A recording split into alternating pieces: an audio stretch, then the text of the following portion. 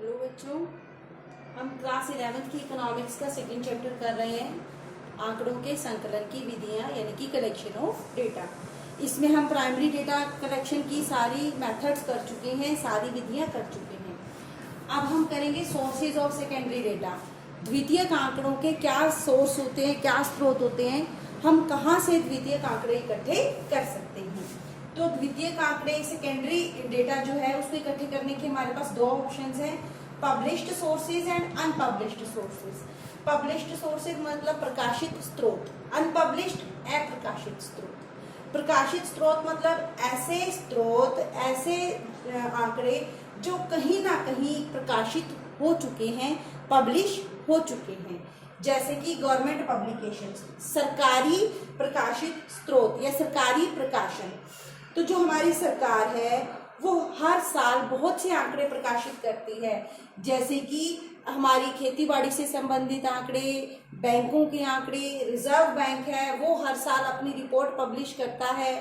तो ये होते हैं सरकार के प्रकाशित स्रोत।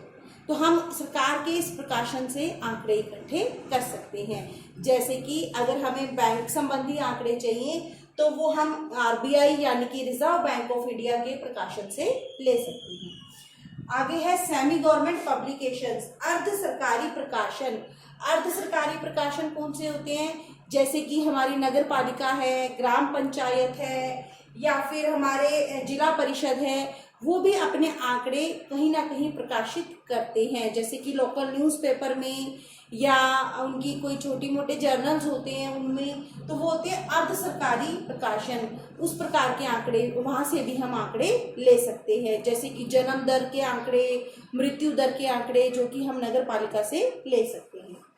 आगे है रिपोर्ट्स ऑफ कमीशंस, कमीशन की रिपोर्ट या समितियों की रिपोर्ट। सरकार समय समय पर समितियां बनाती है, जैसे कि बैंकिंग समिति बनाई गई और एग्रीकल्चर कमीशन होता है, प्लानिंग कमीशन यानी कि योजना आयोग होता है।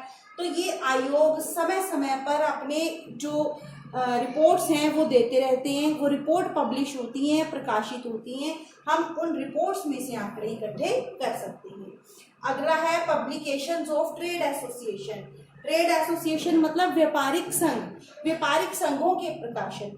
हर एक व्यापारी या बड़े बड़े जो संघ हैं, हर एक व्यापार संघ अपने आंकड़े प्रकाशित करता है। जैसे कि चीनी संघ है वो शुगर से संबंधित आंकड़े देते हैं, स्वास्थ्य वाले स्वास्थ्य से संबंधित आंकड़े देते हैं। तो हर एक ट्रेड एसोसिएशन अलग अलग प्रकार के आंकड़े पब्लिश करती रहती है।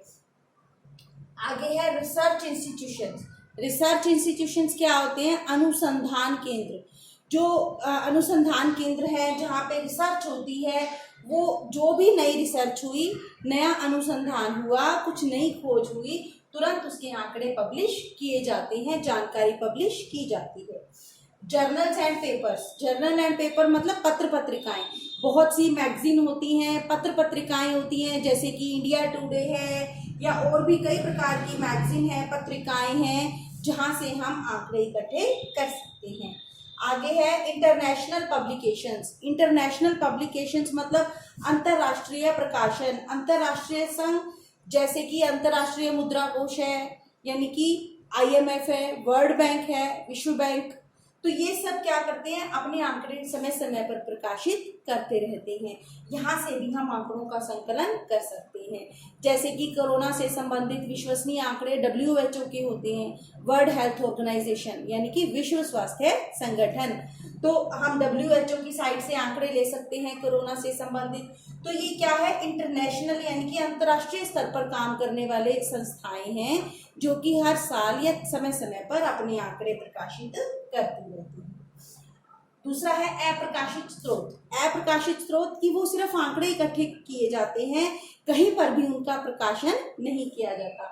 जैसे कि स्कूल के आंकड़े हैं, मतलब स्कूल में बच्चों से संबंधित जानकारी है, कॉलेजेस हैं, यूनिवर्सिटीज हैं यानी कि विश्वविद्यालय या प्राइवेट संस्थान कोई भी है, निजी संस्थान, उनके पास आंकड़े तो होते हैं लेकिन वो कहीं भी उन आंकड़ों को प्रकाशित नहीं करते। तो हम ऐसे किसी भी स्थान से भी आंकड़े इकट्ठे कर सकते हैं। तो ये थे सेकेंडरी डेटा के स्रोत, जो सेकेंडरी डेटा मतलब द्वितीयक आंकड़ों को इकट्ठे करने के स्रोत। द्वितीयक आंकड़े जो कहीं भी पड़े हैं, किसी और ने इकट्ठे किए, हम उनका इस्तेमाल करते हैं। तो ये अन्य लोग या सरकार द्वारा या किसी भी संघ द्वारा इकट्ठे किए जाते हैं, लेकिन हम उनको एज इट इज उठा के उनका इस्तेमाल कर लेते हैं। तो ये थे कुछ स्रोत द्वितीयक आंकड़ों को इकट्ठे करने के लिए। Thank you.